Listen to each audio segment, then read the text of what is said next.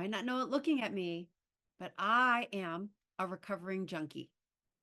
And today's subject is one that plagues so many of us. It certainly was a monkey on my back for quite some time. And now that I'm on the other side of it, I have wisdom to impart because I was a sugar junkie. And sugar cravings are no joke. They played a huge role in my life once upon a time. Let's talk about the role that they play in my life now. Now that I am a recovered junkie, because I've made diet and lifestyle changes and going through my chronic illness recovery blueprint, you will certainly change your relationship with sugar.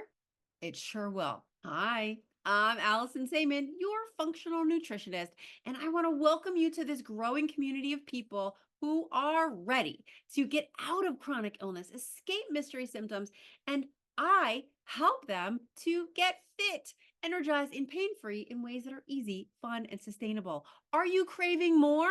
Let's dive in. We have cravings for a variety of reasons. And number one, it could be deficiencies in your diet.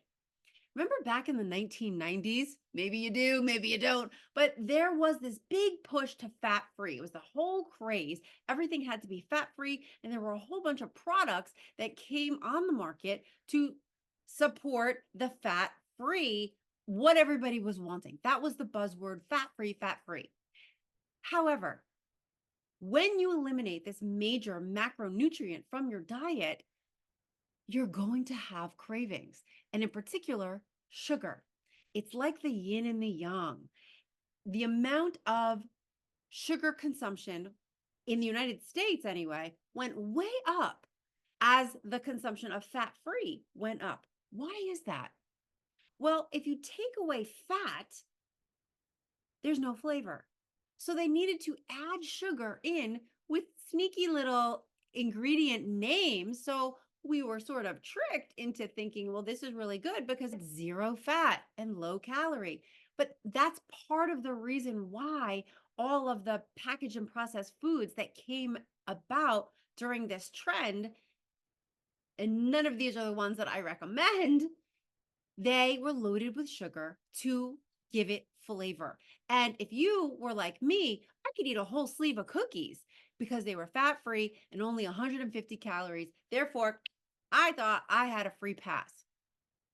No, no, no. If you take a whole food, like a strawberry, let's say, and turn it into a toaster pastry, it's not going to have very much fiber. It will have lots of sugar. You've taken out that fiber. And the reason why the fiber is taken out of so many of these cakes and pastries and cookies is because it's not going to be shelf stable. And things will go bad much more quickly. When you're devoid of fat and devoid of fiber, you are going to have blood sugar swings. Fiber's role helps to mitigate the glycemic response. The more fiber you have in your meal, it will not have as big of a jump. Every time you have a glycemic response, there is an insulin response that corresponds to get that sugar out of your blood and into the cells to use as energy. When you have fiber along with your fat or protein, those three things I'm always recommending to clients, and you're eating a higher glycemic food, whether it's a toaster pastry or whether it's a baked potato, something that's a little bit more starchy, the fat and the protein and the fiber, like eating the skin off the baked potato, will help keep your blood sugar balanced. When your blood sugar is balanced, you have less cravings. Now, here's the thing. So many people think we need to have no sugar, but that's impossible. We need glucose. Every cell in our bodies needs glucose, and it's in every single plant that we eat. What we don't need are spikes and dips.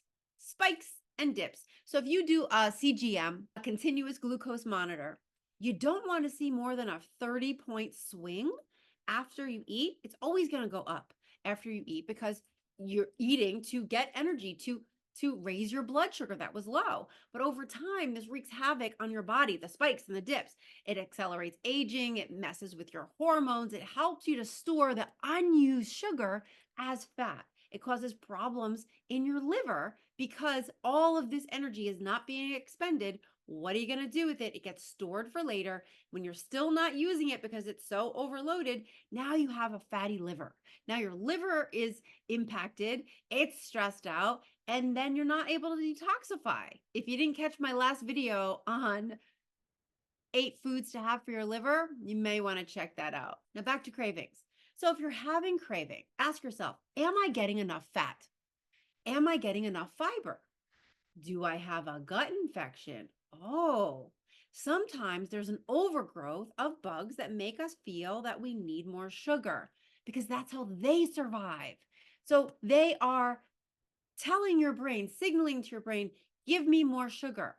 And so you oblige because that gut brain connection is very strong. So whatever these bugs are telling you in your microbiome, you're going to want to comply, whether you like it or not. And so a lot of times, if we are sugar addicts, people will judge us as being weak, not having willpower.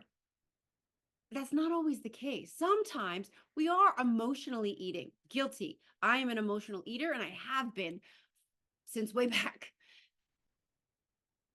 But the addiction can come, the cravings can come because you have dysbiosis in your gut that is signaling to you, I need to eat more of this food. The more sugary and acidic I can keep this here, the more hospitable it is for overgrowth of these bacteria. That's how they survive. So we can easily start to silence those little voices by bringing in foods that are high in fiber, lower glycemic, high in fat and protein to make it an inhospitable, more alkaline environment, so less likely for overgrowth. But make no bones about it, sugar cravings and addiction is real, and it is not about willpower. When you're having sugar regularly with, and especially without fat and fiber, it literally tells your brain that you need more. There's even a rat study that was looking at which is more addictive, sugar or cocaine, because they both happen to stimulate the same dopamine receptors in your brain, dopamine being your pleasure center. So they had rats and they taught them that if they hit this button, they would either get sugar water or cocaine. And when they got the sugar water, they got their dopamine hit. So they were really happy to just keep hitting that button and feeding their dopamine receptors. It's your feel good hormone. Why wouldn't you want to keep hitting that? You hit the button, you get, they did several different studies. There's one where they gave them a little pulse in their brain. Okay, yay, so I'm just going to hit it and get a little shock, but I like it. Or they get the sugar water, or they get the cocaine. They are feeding the dopamine feel good. They kept hitting it so much to the point that they stopped eating and drinking. They only wanted to keep feeding that hit. They became addicts. And so the researchers eventually had to stop the experiment because the rats were going to die. They just stopped eating. They got their hit. They got their hit. How do you feel when you have sugar, that you got your hit? Because I know that when my blood sugar is low, that's the feeling I have. I just need a hit. I just need something. But what my go-to often is now is fat, not sugar. But make no mistake, sugar was my drug of choice. So whenever my blood sugar was low or whenever I felt really stressed, I always had a stash of candy or a cookie or whatever so that I can just have a quick something, bring my blood sugar back up, bring my mood back up. Because, I thought of myself as a healthy, active person.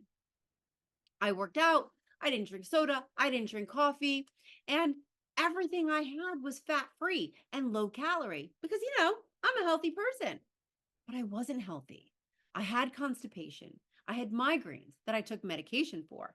I had joint pain that I was in various therapies and took medication for. And one of those medications was actually recalled because it was causing heart attacks in people. And I have heart disease in my family that actually claimed the life of my father at a really young age. So these are things that I thought were okay because the mentality at the time was, if I'm not fat, well, then I can eat all of these things. And eventually that catches up on you. Because when you're in that diet cycle, when you're in that diet mentality, I was always trying to lose 10 pounds, always losing and then gaining, and then losing and then gaining, always that vicious cycle. I didn't consider that I needed to ground my carbs. Carbs are not bad. That's not what we're talking about here. We're talking about sugar cravings and how to reduce them. So I didn't even consider fat, fiber, or protein. And I was using it to self medicate.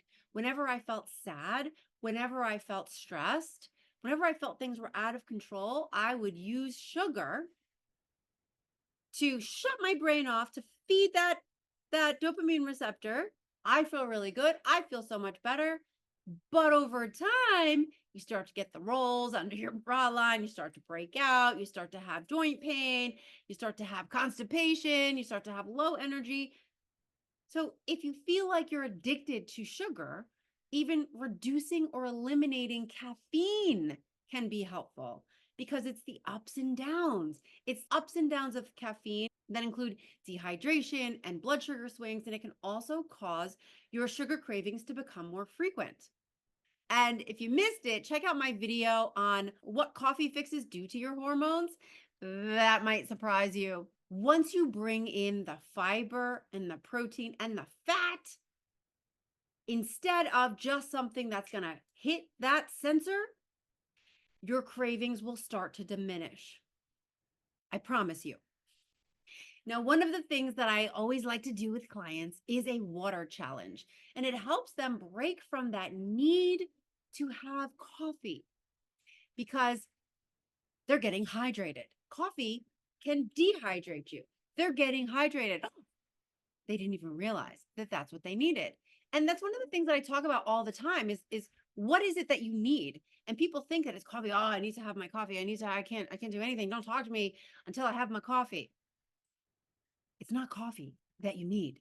It's going to be hydration. You can get the same wake up feeling from water as you do with caffeine.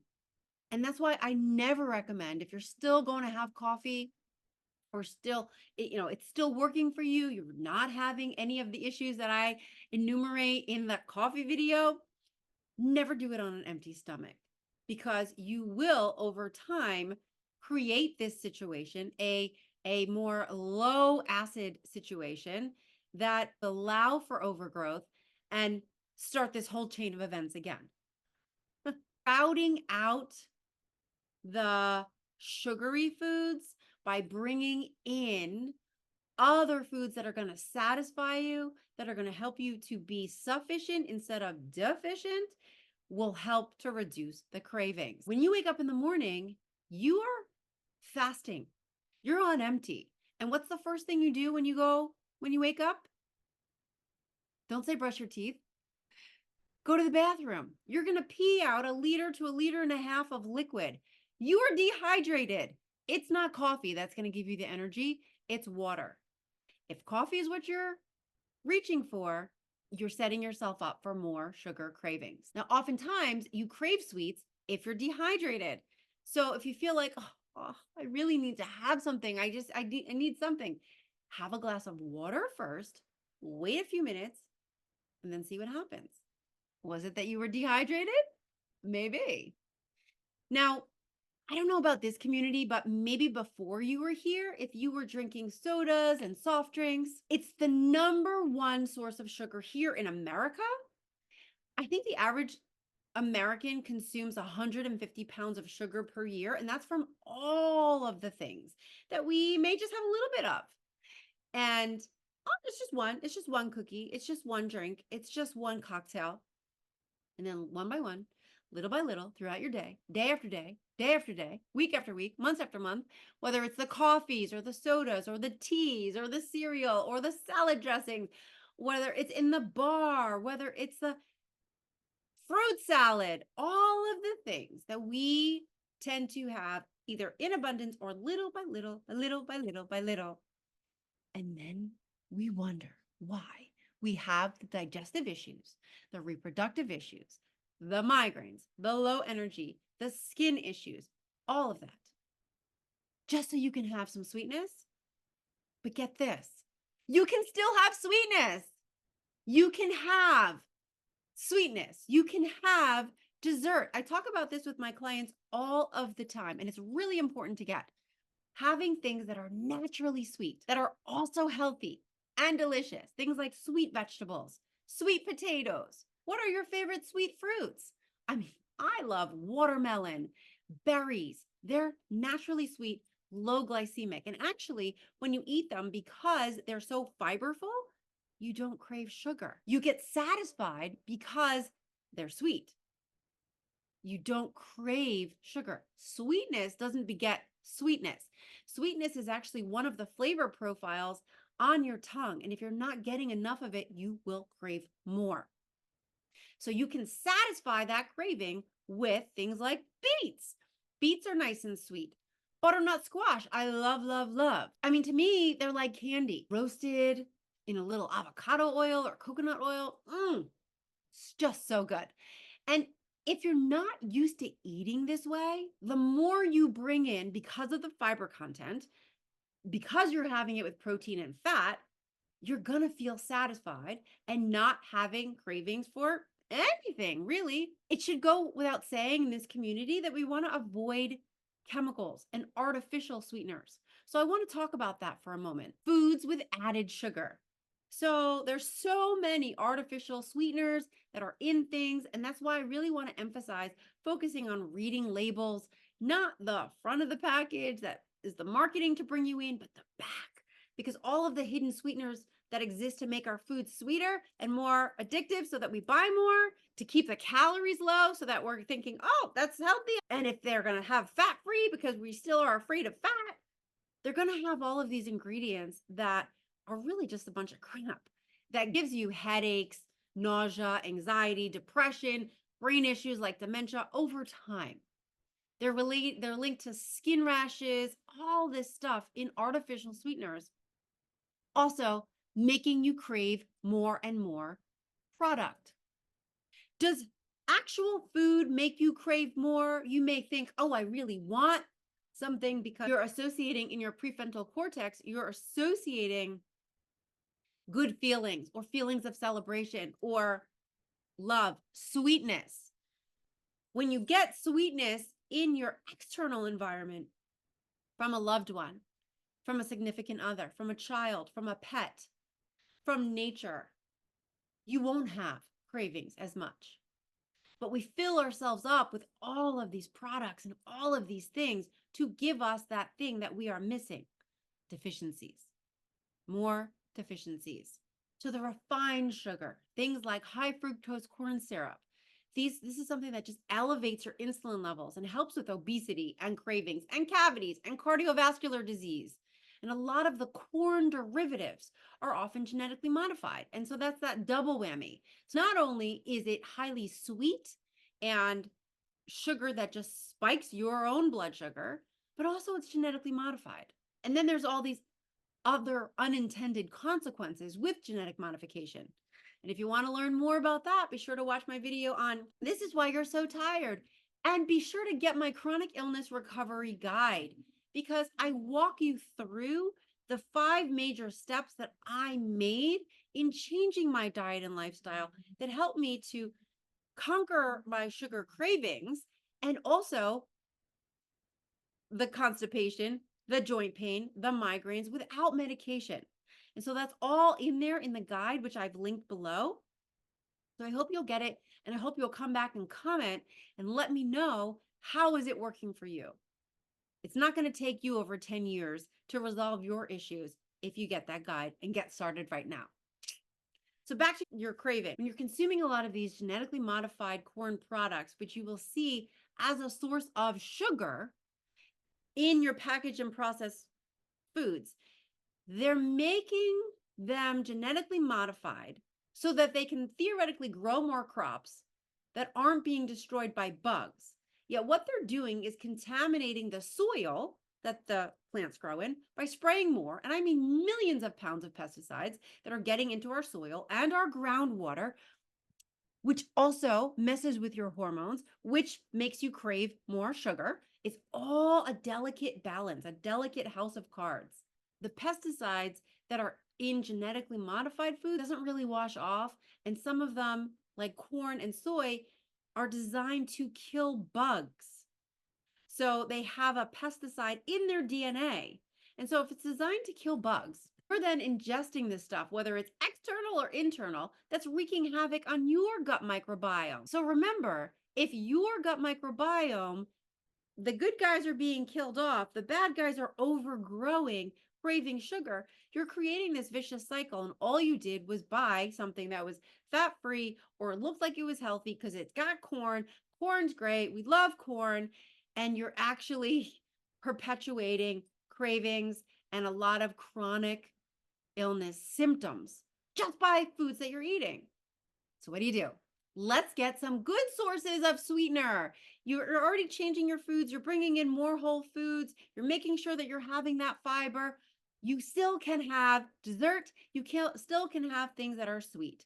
So some good sweeteners, some good sources. I love monk fruit, which is a non-glycemic sweetener, and it's great for baking. It actually works just as well as regular cane sugar.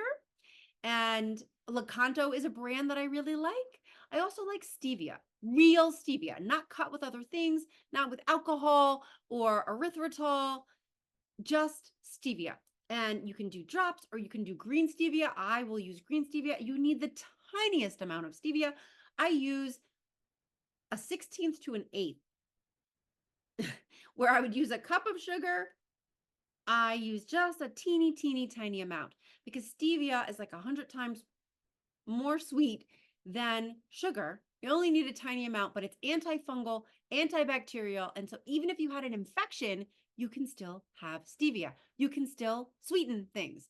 And if you feel like, oh, this is a little too earthy, use stevia or use one of my favorites, lucuma.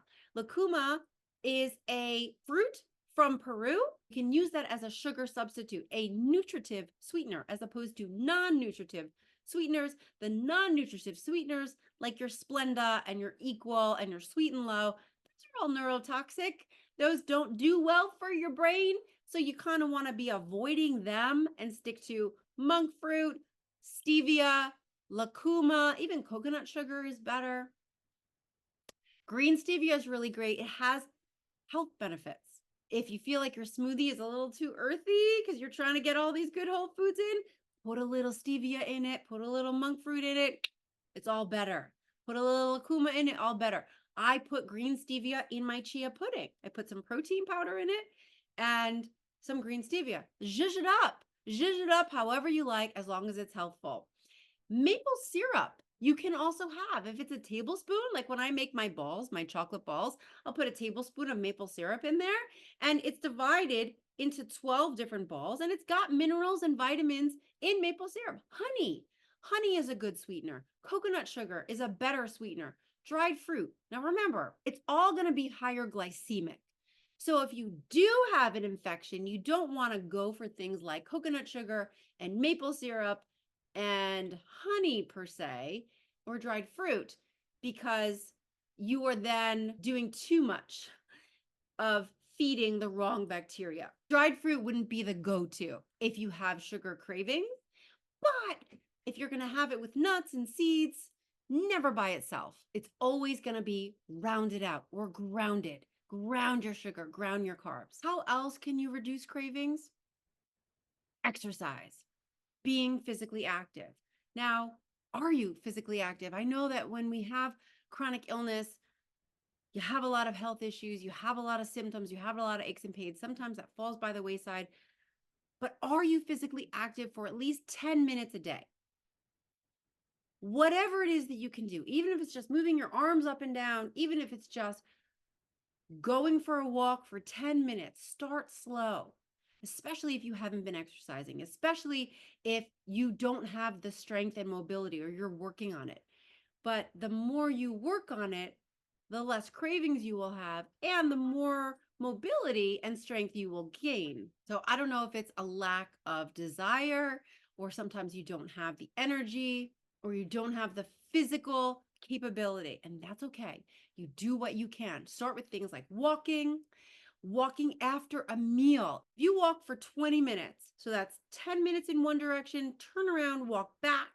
That actually helps with your blood sugar balance because you're utilizing the glucose from your food as fuel rather than letting it accumulate. Especially if your blood sugar is spiking too high, go for a walk after your meals. Yoga is also something that's really good, that can be really helpful. You can do it really easily, or like floor Pilates, anything in your chair. Of course, you can do weight bearing and more hit like activities or play a sport. That's also really helpful.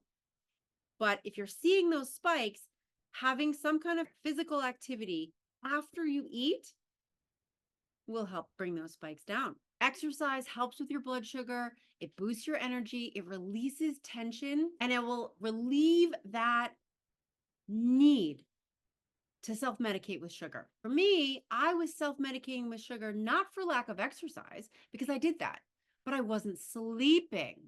And I used to work in television once upon a time, and I worked ridiculously long hours. And I would come home from those ridiculously long hours and go to the gym. And so then I'm coming back at 11 o'clock at night, getting up at 4:30 in the morning because I had a commute to my studio. And so my sleep was terrible, absolutely terrible. And so that's another thing. Are you sleeping? Because the less sleep you get, the more cravings you will have. Because remember, when your blood sugar is low, your body knows instinctively that carbs, sugar, starchy foods are going to give you that energy boost, that pick me up. It just needs the energy. It's not thinking, it's primal. It's not thinking what is good for me in the long run. It's what's good for me right now. And if that's how you're always thinking, what's good for me right now, you're going to eventually crap out. We have to think toward the future. Environmentality also applies to your body. Simple carbs are the most readily usable forms of energy. Be sure to see my video on sleep and don't ignore it. I did for far too long and it didn't help because when your body is exhausted, it knows it can just grab carbs, get a boost of energy.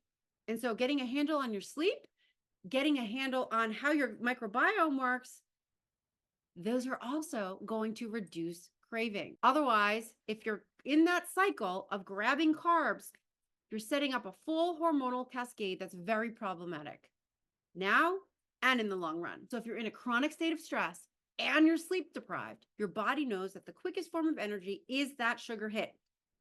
So check your sleep, check how you relax, how do you unwind, how do you de-stress? And as I mentioned a little earlier about inflammation, the amount of animal food you eat.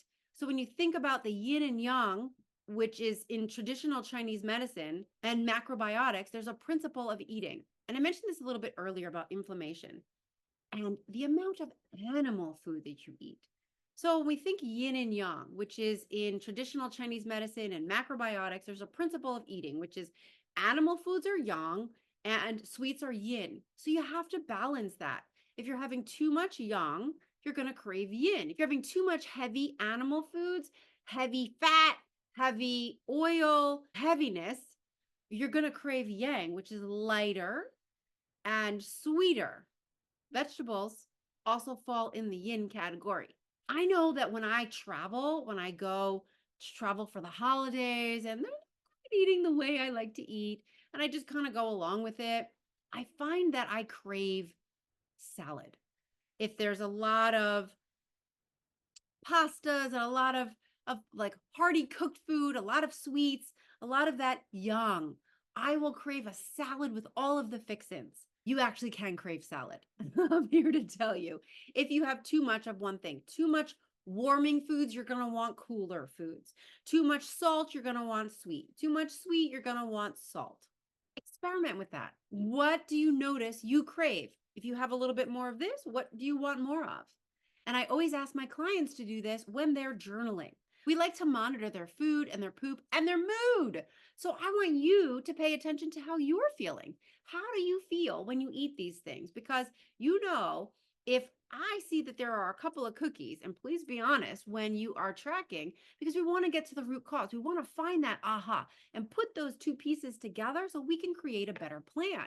And so if we're seeing, okay, I had those two cookies, well, Why did I have those 2 cookies? Because I thought it would round out my meal and I had a little sweetness. Are they actually a good quality, Allie approved type of cookie? Or are you having the cookies because you're trying to fill a void? You wanted some sweetness. You were stressed out. Were you stress eating? Were you eating because everybody else was? Did you have a physical need for, I need to have sugar? Were you super stressed? Was it because you forgot to bring your lunch at work and so you just grabbed cookies? Do you get it? There's a reason why, and that will help explain the symptoms that you're experiencing. And so you're using the experimentation and kind of your own feeling into your own intuition to feel what foods are balanced for you as an individual, because it is all very bio-individual. It's very important that we eliminate certain foods, certain chemicals, certain ingredients, but we don't want to eliminate fat. We want to eliminate that fat-free and low-fat mentality, that diet mentality. By all means, eat fat.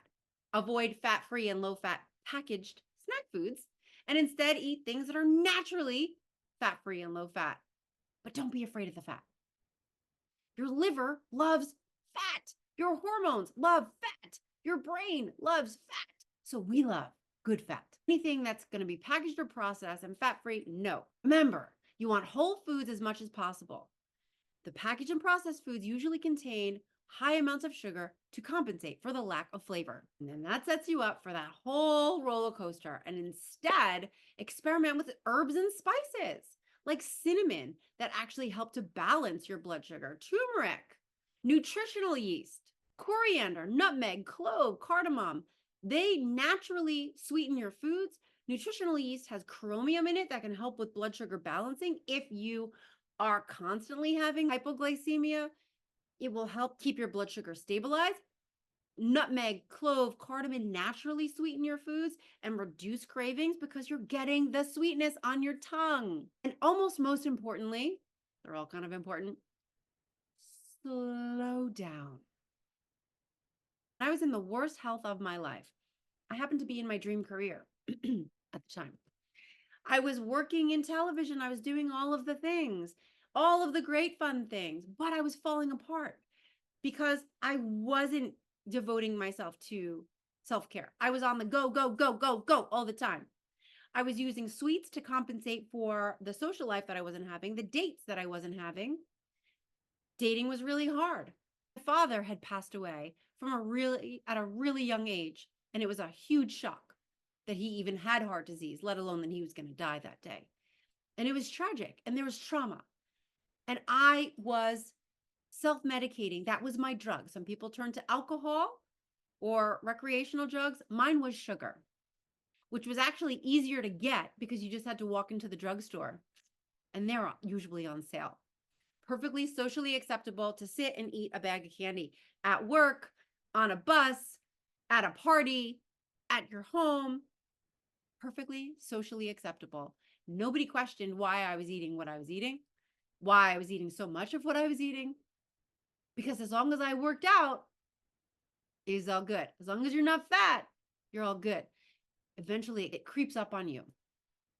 And so I'm working all of the time. I'm feeling really sad about what happened to my dad. I now have chronic unexplained chronic pain, not sleeping very much, and I'm eating terribly, working all of the time, missing out on the social life. But the sugar felt good. It made my mouth happy. It made my brain happy. And I thought that it was social. Those fat-free 150 calorie candies that I thought, it's not going to hurt. What does it hurt? It hurt me for a very, very long time. Bring in other foods that will fill you up. There is that whole psychological component to cravings. It is in your head. It's in your gut. It's in your head. So where do you have lack in your life? Is it a lack of nutrients? Is it a lack of love? Where else can you get sweetness besides from sugar and candy? Is it from an activity, a hobby, a service that you provide, volunteering? What can fill you up instead of that craving? Because honestly, when I would feel lonely, what did I do? I had my candy. I wasn't volunteering. I had my candy. I had my baked goods. I had my cats. They were all there for me. But like any other drug addict, it's not really there for you. It's actually destroying you, but you think that you know it's so good. And so when you identify the psychological causes of food craving and you substitute a lifestyle and a diet and relationship adjustments wherever you need, then you can begin to take charge of your health.